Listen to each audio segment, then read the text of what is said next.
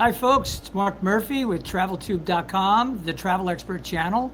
That's travel advisors and, travel suppliers, because the people on the supplier side are also experts in many ways.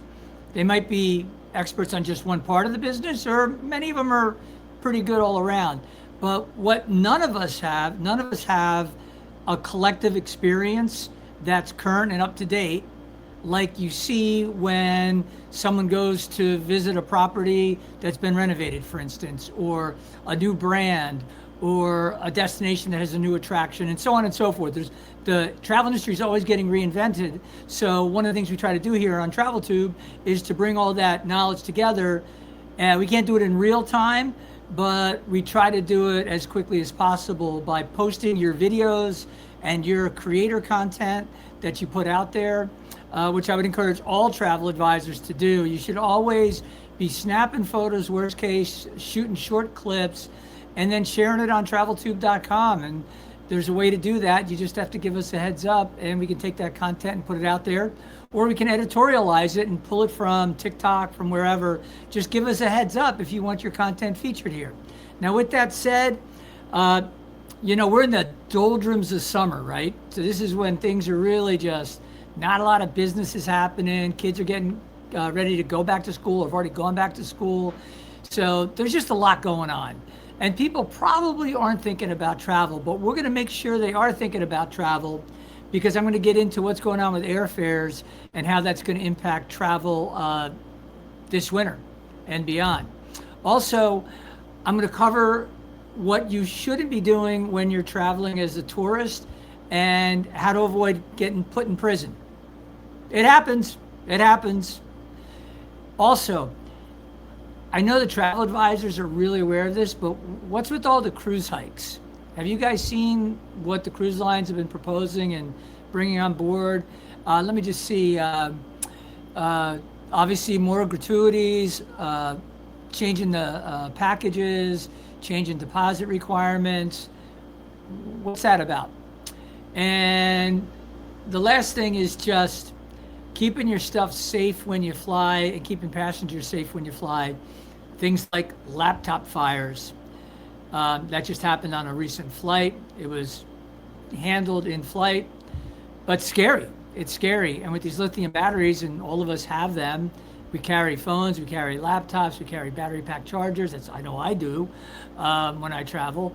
And I think most of you do too as well. In fact, there are some of us that have an iPad, an iPhone, a laptop, and battery packs. That's a lot. All right, let's get into it. And remember, please do me a favor and subscribe at traveltube.com. Follow us on your favorite podcast apps. We're on all of them. And also do me a favor and follow us on all the social media apps, because the more we bring visibility to travel experts, which are the travel advisors, the better it is for your business. That's what I do here. All right. So with that said, what's the trend we're seeing? Started this year with rising fuel prices, which translated to slightly higher ticket prices, which looks like it's going to continue its trend into the holiday travel season. One of the things you can look at is you can look on Google Flights. I've shown this many times in the past, and you can look out months and months in advance. Put in your parameters. I want to go between point A, point B. I want to fly economy. I want to fly nonstop, whatever. And you'll see those fares show up by airline. What you won't see is typically Southwest. I don't think that's changed. But yeah, you'll see a lot of the various opportunities to travel and what those ticket prices look like from a trending standpoint. And that's always good, because that predictive algorithm, when people are searching, it looks at that, and if there are more people searching for airfares around a certain time, guess what the airlines are doing? They're holding the prices up. If search traffic is down, if inquiries are down, what are they doing? They're lowering the prices. So as people wake up to the fall and winter travel season and go, oh man, holy cow, Labor Day's late this year. So therefore, by the time I get, kids off to school, do all the things I got to do, I might wake up middle to end of September and go, my gosh, I got to plan my Thanksgiving travel. Oh my gosh, I got to plan my Christmas vacation. And you may take a hit. Now that's like a consumer message. Here's what you should be thinking about as a travel advisor. With the fact that airfares were up throughout the summer and they're going to trend higher again into the fall, this would be a really good time, even though it's really quiet, to send some messages, to pick up the phone and call some of your best clients, to, in advance of that, check their, places that they would typically go. I used to take, 20 people every year over Christmas to Cancun, and we would have a great time for up to 2 weeks over the Christmas holiday. That was a big ticket item. So you have clients like that. You have clients that might just go and do a high-end cruise, or if they may do multifamily, whatever it is. But this gives you an opportunity now, while you're in the quiet period, everyone's not rushing, to reach out and say, hey, I just want you to know the trend for airfare is up. I know you traditionally do this type of trip. I just want to give you a heads up to let you know that right now the fares still look good, but the trend is that they're going to go up, and they could go up as high as 30%. You look like a hero. You do that. You give that client the heads up, because again, they're not thinking about it. You give them a heads up. You're not saying, hey, you got to buy from me right now. You're just saying, I want to give you some good information that you can act on. And if you choose to act on it, great. But now I got in my back pocket that I gave them the heads up. If they don't want to act on it because they're just not ready to talk about it, and then you hit them with 4, 5, 6 tickets that were going to be $1,000 each and are now $1,300 each, times 6, that's an extra $1,800. You also know that if the trend is they can hold those higher fares, then that's going to be a route that's in demand. That's going to be a peak period over the Christmas break, etc. That means that the hotels and resorts are going to be more expensive, and they could see that would be three rooms for 6 people, extra $1,800 in airfare. You could easily see an extra $1,500 to $2,000 per room. So if we round it up, $2,000 per room, extra incremental that you weren't considering because you didn't think about it at the time, times 3 is 6, plus another 2 for airfare. We just rounded the $1,800 up. You could get hit with an extra $8,000 in charges. In theory, this is just theory. But again, if you're following the trends of what's going on in the industry, and you're looking at what's out there, and you're seeing where the demand is, then you know these things. And it's a great tool, and it gives you another reason to do an outreach, another touch point for your customer. And that's what builds loyalty. That's what builds long-time, lifetime customers. So I would encourage you all to spend the last week and a half, if you would, of the break here, the summer break, to pick up that phone, start sending those emails, post on Facebook, etc. Feel free to tag traveltube.com as the source that gave you a little insight, if you like. Or don't, but definitely subscribe. All right. Did you hear about this Bali prison sentence? A Swiss tourist is going to spend 1 year in Bali, in Indonesia, for flouting and insulting a sacred Hindu Day of Silence ritual. All right. I have no idea what this guy did. It just popped up in my feed. Not even worth my time to go read the story. But it sounds like a dumb tourist doing dumb things, not respecting local culture, but probably not thinking it was an arrestable offense that could result in a year in prison. I'm sure he went to Bali thinking Indonesia, it's going to be wonderful. The culture, blah, blah, blah, the beaches. Yeah, now he's getting to spend a year there. Maybe he was going to be there 2 or 3 weeks. That's called extending your trip. And the best part about it, the Indonesian government's not going to require you to renew the visa because you're going to be there. Sir, you overstayed your visa. Yeah, we had you in prison. Anyway, so the message is, know the laws of the countries you are visiting. Understand and respect the culture, right? Because if you don't, you can end up in a bad place. Do you ever see Midnight Express, folks? You want to spend a night in a Turkish prison? That was from Airplane, actually. I think it was Leslie Nielsen. You ever spend a night in a Turkish prison? The kid in the cockpit. Anyway, but that was from Midnight Express, where the guy was smuggling, I think it was hashish, and brutal, brutal conditions. Hey, WNBA star Brittany Griner, she got sentenced to what, like 10 years in prison for having a dab pen for smoking weed? And it was medical, but it didn't matter. They arrested her and they quickly tried her, convicted her, and sentenced her. And we traded, what did we trade? Oh yeah, the angel of death, terrorist supplying killer. We took him out of our prisons in order to exchange it for her because of the weed. Not really a great trade, but publicly, whatever. Let's hope that guy doesn't turn up. I forget what they call it, what his nickname is, but it's the equivalent of like the angel of death. So for a basketball player that was too stupid to leave her drugs at home going to Russia.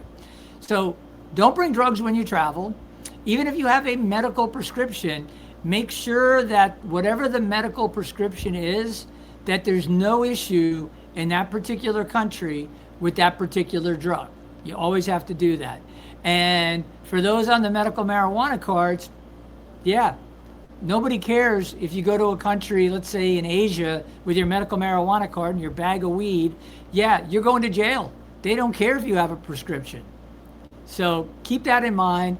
And the other thing is, make sure you sign up at the State Department so that there's a record of your travels, and then get the app and understand where you're going, what the warnings are, and don't get scared when you see, Mexico, State Department warning, do not travel, because Mexico is a big country, believe it or not.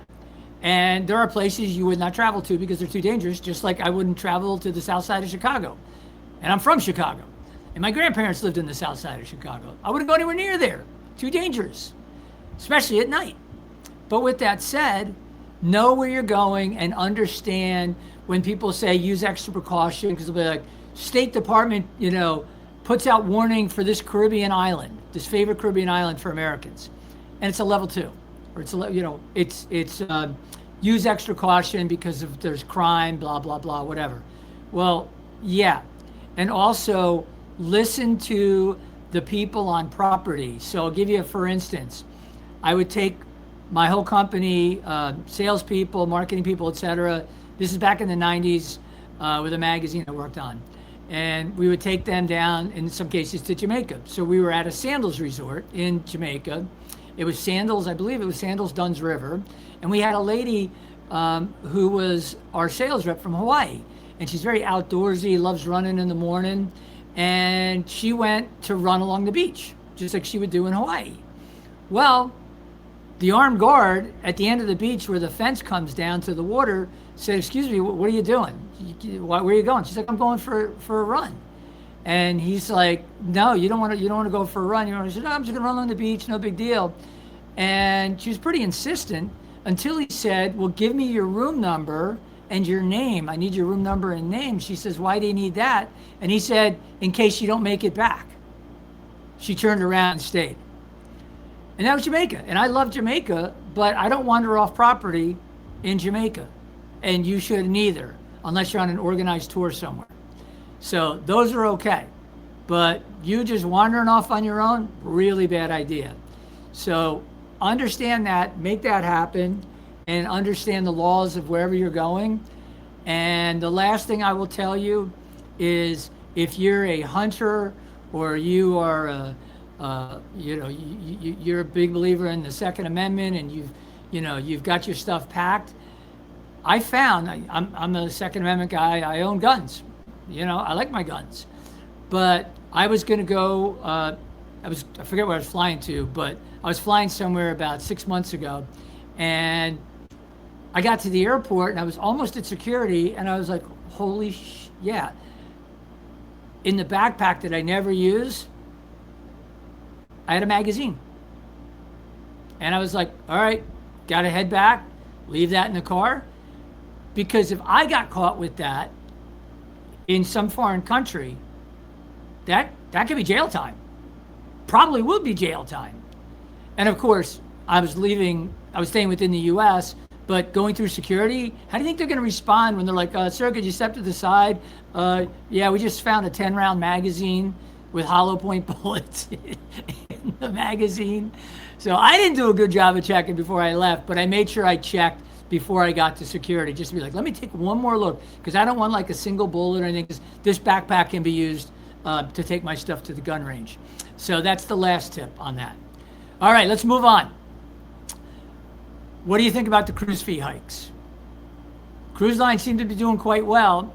And again, being able to drive incremental profitability by raising those various fees and requirements. Are you against it? I want travel advisors to give me feedback as they hear about these changes. Are they finding the customer is pulling back?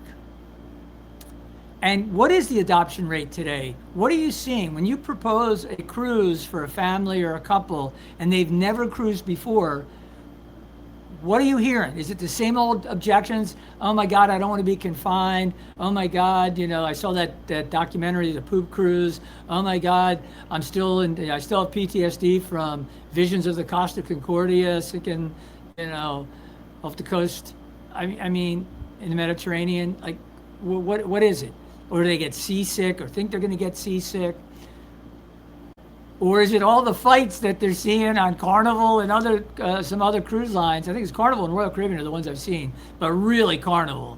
Like these crazy fights breaking out, are people like, man, this is ridiculous. I don't want anything to do with this. And they're happening by what you would call the registration desk, where the purser is. They're happening on the pool decks. They're happening in hallways. And again, here's what I would tell you. When you see that craziness and it gets amplified because of social media, don't think all the cruises have fights breaking out on them, okay? Because it's nowhere near the truth. Just like when I went to Egypt during the whole year of the uprisings and Tahrir Square and the protests and all of that, and I went there and it was like so quiet you could hear a pin drop. It was super quiet, super chill.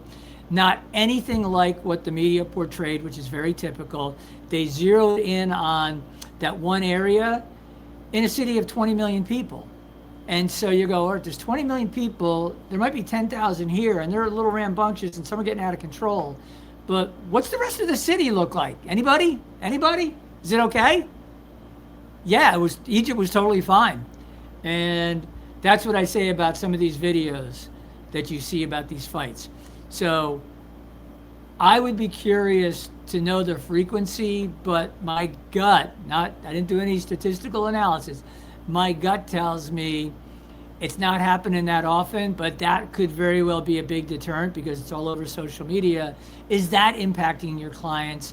And are people staying away because they've seen this stuff? Or do they know it's random? You know what? I could be going to a restaurant in downtown Boulder, Colorado, and a fight could break out, on Pearl Street. Like, what? Like, now I can't go to Pearl Street in Boulder, and I should avoid the whole city of Boulder? It doesn't make any sense. All right, let's continue on here. In-flight laptop fire. So an American Airlines flight, a laptop started smoking, and this is more like a PSA for folks. So number one, most people, when they have their laptops or phones or whatever, they usually have them on their person or underneath the seat in front of them or in the envelope, in the pocket in front of them. That's where I would I'd stick my laptop there, I'd stick my iPad in that sleeve, my phone would be in my hand usually, my batteries would be in my bag underneath the seat in front of me. So it's not like it's up in the overhead and it's burning and nobody knows about it until it's a little engulfed or it got bad. So the good news is, and this is why things like this shouldn't worry travelers. The good news is the airlines are well aware of lithium batteries and the risks. I've reported on it going back 15 years. with issues in flight and with lithium batteries, including the batteries that the airlines use for their own planes. And what I can tell you is they have steps and procedures that they have. So that laptop, when it started smoking, it went right into what's called a burn bag. The burn bag seals up. There's no oxygen getting in. The fire can't get out of the burn bag. Everything's okay. They don't have to divert. They don't have to land the plane. None of that. You're totally safe. You're totally safe. But at the same time, you have to know that if you're carrying all that equipment, make sure it's where you can see, touch, feel. So if something does begin to happen, you nip it in the bud. The good news is I've flown millions of miles. I've had phones the whole time, computers, etc., batteries. I've never been on a plane that had that issue, and we're talking millions of miles, folks, millions, okay? And I've never been on a plane where it happened to me or it happened to anybody else on the plane.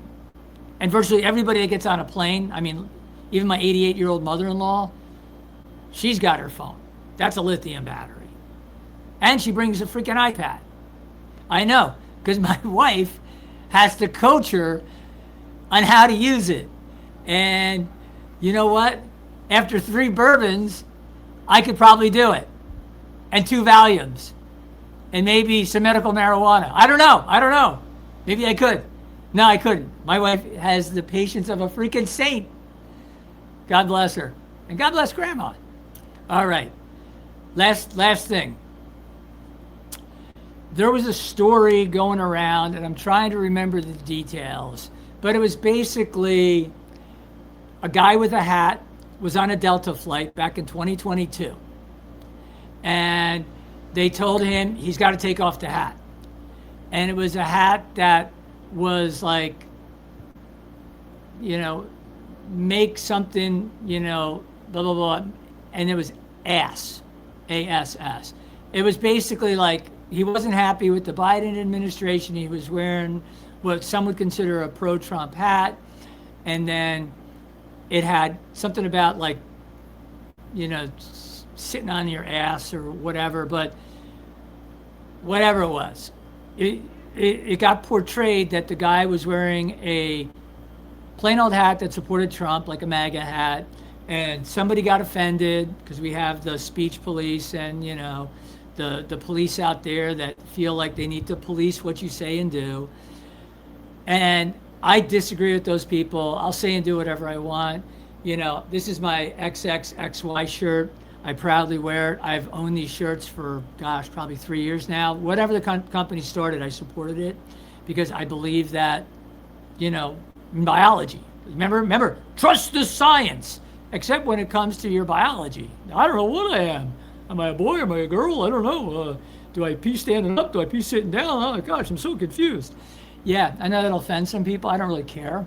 But all the people that said trust the science, I'm trusting the science, XXXY. Now, some people got thrown out of a basketball game for wearing these shirts, which is freaking bullshit, just ridiculous. So I support women over men competing against them. Oh my God, that's so terrible. That used to be called chivalry. That used to be like common sense. But no. But back to the Delta guy. So the guy there's just a video clip. It's going around fresh. People think it's new. It's not. I'm never flying Delta again. Somebody was offended on the plane by the guy's hat. It was slightly offensive. And they asked him to take it off. If he doesn't take it off, he's got to get off the plane. He's like, well, why? What if I see something that, offends me or whatever? They have to control the environment on the plane. But if somebody's upset because I'm wearing an XXXY shirt and they think that that's offensive or transphobic or whatever phobic thing they want to throw at you, I don't care, and nor should the airline. I have the ability to not be offensive, but to wear a shirt that maybe claims my political beliefs or makes a statement about how I feel about the war in Iran or how I feel about whatever. If it's not offensive in the sense of it uses crude language or things like that, of that nature, then the airline should have nothing to do with it. However, when the word ass is on it and it's misrepresented as like he's just wearing a MAGA hat, which again, there's nothing offensive about the words "Make America Great Again." Ronald Reagan used them. Bill Clinton even used them and used that exact phrase in speeches. It's only because Trump used it as part of his campaign that it became this crazy theory about white supremacy. Well, when were we ever great? It's like, okay, you didn't have a problem when Clinton said it. I don't remember anybody in the 90s, and I never heard anybody complain about Reagan, but it's a problem for Trump. Okay, I get it. But that's not, you can't be offended by everything. And if you are, I feel sorry for you because you're a miserable human being. And it just is what it is. But you have to follow the policies of the airline. And if the pilot comes to you and says, listen, dude, here's the way it is. You got to take it off. Don't argue with the pilot. Say, well, I disagree with that. I'm not offending anybody. So I'm wearing a shirt that's from a clothing brand called whatever. Or I think Make America Great Again is a great idea because everyone's complaining about how bad things are right now. Why would I want to make it great? Like, should I just say make it great? Make America great?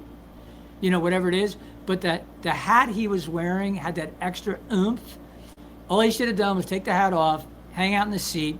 Then if he wanted to, he knows the plane he's on, the flight number, where he went. He's got his record. He was a passenger. He was on the manifest. He can go to Delta Corporate and their PR folks, and he can file a complaint. That's what I would do. If something happened to me and I felt it was unfair and unjust, the pilot and the crew, think of them as the police in the air. You never win an argument. You never win an argument with the police in the air. You will never win an argument with a crew member. You will never win an argument with the pilot or co-pilot on the plane. So just suck it up, shut up. And then to all the clowns on social media that in the last few hours when I saw this are like, I'm never flying Delta, I'm tagging Delta, Delta sucks. If you actually read the story, you could see why it made sense and why the guy should have just taken it off and then made his complaint later.